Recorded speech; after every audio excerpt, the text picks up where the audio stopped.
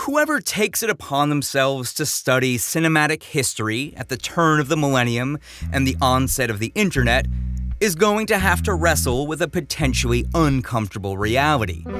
A year after it had first been uploaded, as the 9/11 conspiracy documentary Loose Change began to really hit its stride as a media phenomenon, Vanity Fair wrote that it just might be the first internet blockbuster.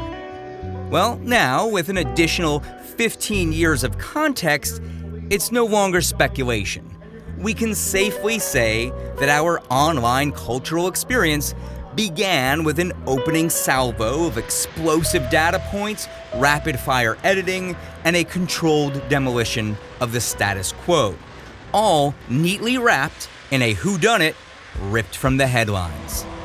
The success of Loose Change was indicative of a widespread change in public mindset and people beginning to question official narratives, both in the sense of conspiratorial skepticism as well as rejecting traditional storytelling in their consumption of media. You need to go back to the beginning. It's just like reading a book. You need to start a book at the beginning. And this is one of the things about Sync that I feel has a slightly sinister twist to it, is that you enter into it. It's like a gyroscope, and you can't really know what the beginning is. I love this image. Like any good meme, it is iconic, even hieroglyphic, in that it conveys a ton of cultural and contextual information. And part of that is an expression of hopelessness in trying to convey the sprawling spiderweb of data, the many lines of connections, without sounding like a lunatic. To present this information in spoken language or in a film is very difficult. One often ends up bending and breaking the web to place it on a linear axis.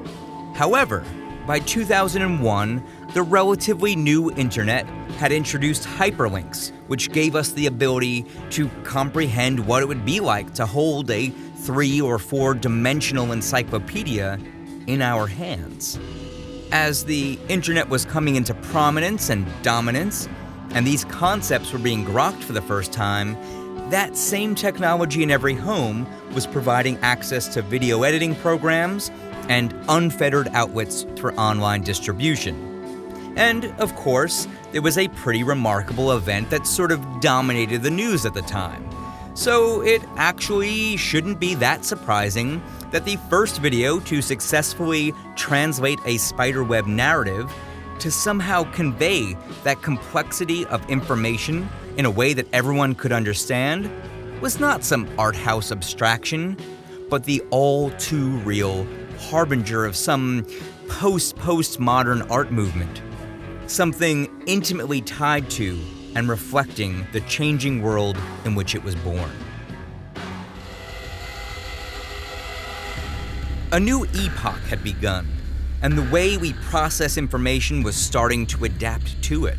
We can see this clearly in the very name of what would have to be the second internet blockbuster, a film called Zeitgeist, a title which translates to spirit of the age, and basically means, hey, this is the feeling or thought process that defines this point in history. So again, looking back on the years that have passed, I would say that film's title turned out to be dead on the money. Zeitgeist the movie, first released in 2007, is a 3-pronged presentation that attacks traditional notions about religion and economics, but only after giving a crash course version of Loose Change, re-exploring 9/11 for the second third of the film. Here tonight, we're going to aim to do even better. Let's see if we can get it down to 1 minute with the help of James Corbett. I want to see if we can get flagged by YouTube as a conspiracy video. Then they'll add some pop-up links to Wikipedia and stuff, I don't know, somewhere around this part of the screen maybe, thereby adding even another level of complexity to our non-linear media environment. That would be fascinating. Come on, 9/11 conspiracy in 60 seconds, let's try it. 19 men armed with box cutters directed by a man on dialysis in a cave fortress halfway around the world using a satellite phone and a laptop directed the most sophisticated penetration of the most heavily defended airspace in the world, overpowering the passengers and the military combat trained pilots on 4 commercial aircraft before flying those planes wildly off course for over an hour without being molested by a single fighter interceptor. These 19 hijackers managed to knock down 3 buildings with 2 planes in New York, while in Washington, a pilot who couldn't handle a single-engine Cessna was able to fly a 757 in an 8,000-foot descending 270-degree corkscrew turn to come exactly level with the ground, hitting the Pentagon in the budget analyst office where DoD staffers were working on the mystery of the $2.3 trillion that Defense Secretary Donald Rumsfeld had announced missing from the Pentagon's coffers in a press conference the day before, on September 10th, 2001. Luckily, the news anchors knew who did it within minutes. Osama bin Laden. And the evidence literally fell into the FBI's lap. That a hijacker's passport was found blocks from the World Trade Center crash site, if you can believe that. Well, of course I didn't believe that, and neither did a lot of people. According to a May 2006 Zogby poll, 42% of Americans believed that the U.S. government and the 9/11 Commission concealed or refused to investigate critical evidence that contradicts their official explanation of the September 11th attacks. 42%? If those statistics are anywhere near accurate, that's almost half the country calling bullshit and asking hard questions. But there was more than just a conspiracy. There were other 9/11 mysteries starting to reveal themselves. And, well, if questioning whether or not a handful of rich, old, neoconservative white guys would be willing to kill a ton of poor brown people in the streets of New York City and then across the globe just to profit off oil and bloated military expenditures was a weird question to ask, the questions got even weirder once people started looking at images like this one. This is the cover to the Coup Party Music album. According to Wikipedia, this cover art was created in June 2001 and was originally scheduled for release in September of that year. But after the September 11th attacks, the band decided to postpone the album's release until November so they could create new cover art. And that's kind of interesting, right? This artwork is created just 3 months before the event. You know, it looks so similar. At one point, it was going to come out the same month that 9/11 happened. That's really weird, right? But I don't know, maybe it's just me. For some reason, I can't seem to figure out why Wikipedia has removed what would seem to be a much more interesting detail of the story and a much more specific time frame for the level of accuracy we'd want from an encyclopedia. See, literally just days after 9/11, Wired magazine published this tidbit from the album's label manager. Quote, timing of the original album printing was disturbingly in sync with real-world events. The printers were set to crank out copies of the fiery World Trade Center image on Tuesday, Isabella said, when the label put in a last-minute call urging them to stop the presses. So yeah, this image at the printer on 9/11, crazy, right? I still don't know which news item is harder to believe. This one or the 9/11 hijackers' paper passport being found on the ground when the airplane's black boxes weren't even recovered? They're both such bizarre stories. Only one of them tricked millions of us into supporting endless war for profit, the upheaval of our judicial system, and the subjugation of our own freedom, but they're both, really strange stories. And I want to focus on the second one because even if it didn't have such obvious effects on the world at large, it did inspire a hunt for answers every bit as passionate, albeit on a much smaller scale. We have, if you've been with us all day, been showing these pictures over and over again. They are dramatic, they are the story, they are what happened, and they are unlike anything we have ever seen before. They are unlike anything we have ever seen before in real life.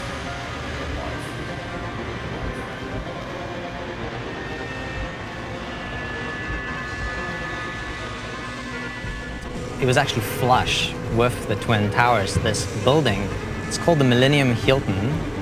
It's actually intentionally designed to look like the 2001 monolith. And this object, this black monolith that in the film opens the Stargate in 2001, is flush with the World Trade Center, the Twin Towers. These investigations into pop culture elements existing seemingly out of linear time brought with them a series of philosophical problems. Just as 9/11 conspiracies were ushering in a so-called truth movement, the hunt for, shall we say, a more ultimate truth began in earnest. In 2007, 4 months before Zeitgeist was released, an obscure little 10-minute video on YouTube blended conspiracy with this high weirdness in a package that perfectly skimmed the edges of the reality that was bending around it. This video from Jake Katza, yet another focusing on 9/11, would be the first emergence of what would evolve into the synchromysticism school and sync films as a genre. Although the genre wouldn't have its moment of recognition till 8 years later, when it again returned to the topic of 9/11 for Joe Alexander's headline-grabbing viral video, Back to the Future Predicts 9/11. On the night that I go back in time, you will be shot by terrorists. Please take whatever precautions are necessary to prevent this terrible disaster. In the 1985 classic, Back to the Future, at a scene called the Twin Pines Mall, we will bear witness to a sudden surprise terrorist attack, perpetrated by a group of Muslim terrorists. Shot by terrorists. The attack is at the Twin, which is a reference to the Twin Towers. When we turn the sign upside down, the digits on the clock read 911 or 9/11. The Twin Pines are a symbolic representation of the Twin Towers. Before the terrorist attack, the twins are present, but after the attack, the twins are gone, replaced with a single pine. This takes place on 9/11, where the twins are destroyed and replaced with a single tower, the One World Trade Building. Also at this scene, Doc shows us 2 stopwatches, both of which display encoded 9/11s. Is this only a coincidence? Back to the Future isn't the only film that strangely foreshadows this historical flashpoint, as David Plate's nearly 8-hour video response, Everything Predicts 9/11, makes abundantly clear. However, there are some examples that are more striking than others. In particular, if you watch the 1983 Dan Aykroyd and Eddie Murphy comedy Trading Places, a few things leap out at you. First and foremost has to be, holy shit, why is Dan Aykroyd doing blackface in this film, and why didn't anyone stop him?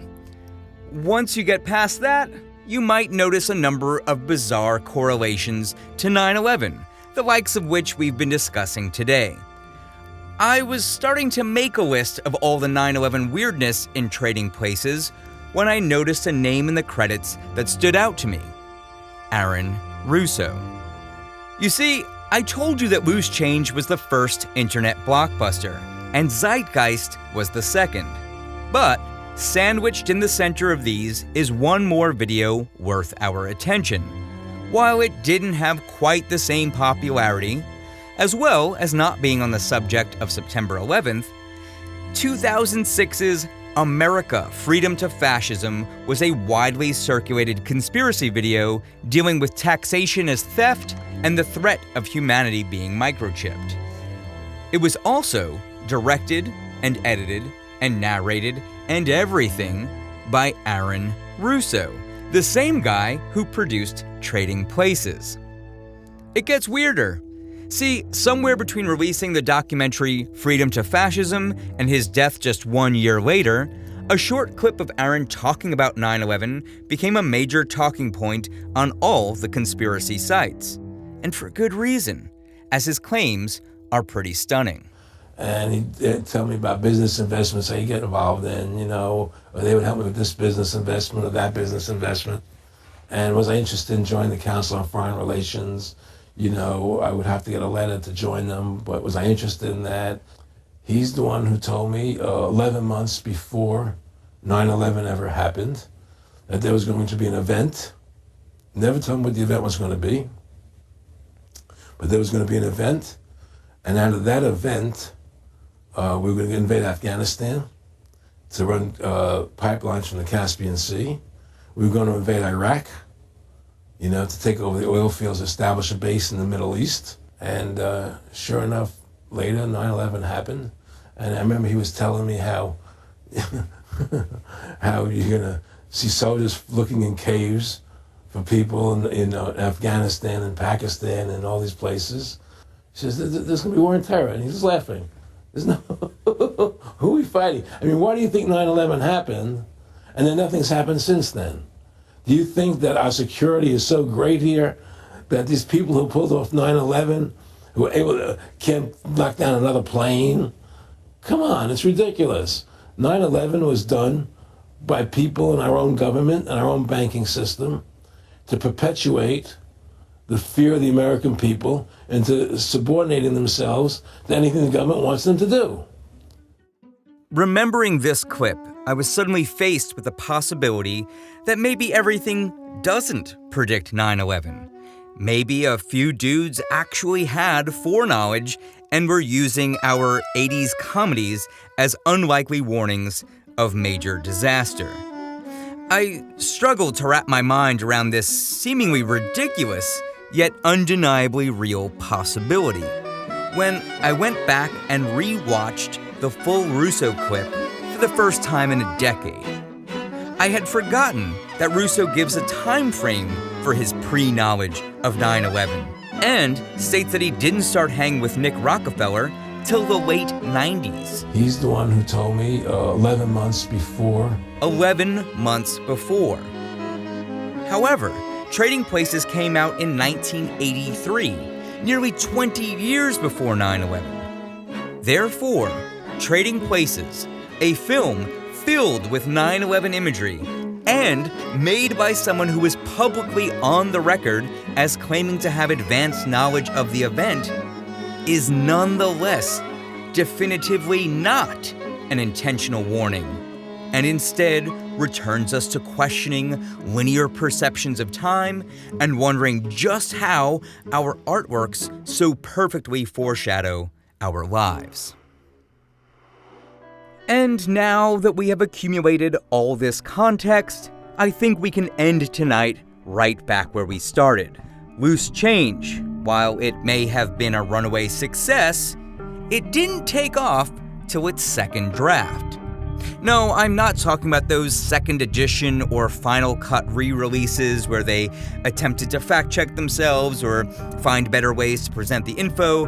I'm talking about a film with the exact same title and the exact same production crew and cast of characters, even with the same plot. But this one wasn't a quote-unquote truth documentary. Rather, it was very much fiction. Returning to that Vanity Fair article, we read, when he started writing this film, also called Loose Change, he was 18. Avery says, I was supposed to be making a fictional story about me and my friends discovering that 9/11 was an inside job. And basically, that happened in real life. It wasn't supposed to be true. And then it was, well, do I keep making this a fictional film, or do I focus on the real thing and write about what really happened? And that's where I went with it. Life imitating art, after all. Loose Change, our first internet blockbuster, the harbinger of 1 billion more conspiracy videos, the harbinger of multi-dimensional narrative structures, the launching point for untold careers in activism and research, and it wasn't even supposed to be true. A little piece of fiction that grew beyond itself and became all too real. We swim in these waters regularly. We are surrounded by contradiction after contradiction in a most unusual time in history. And yet, that still makes my jaw drop. These kids wrote themselves into the story and accidentally erased the fourth wall in the process. The walls, the entire structure, it all came down. And the safety net that caught us is just that, a net, a web of seemingly infinite complexity, and the only indication of the paths that await us.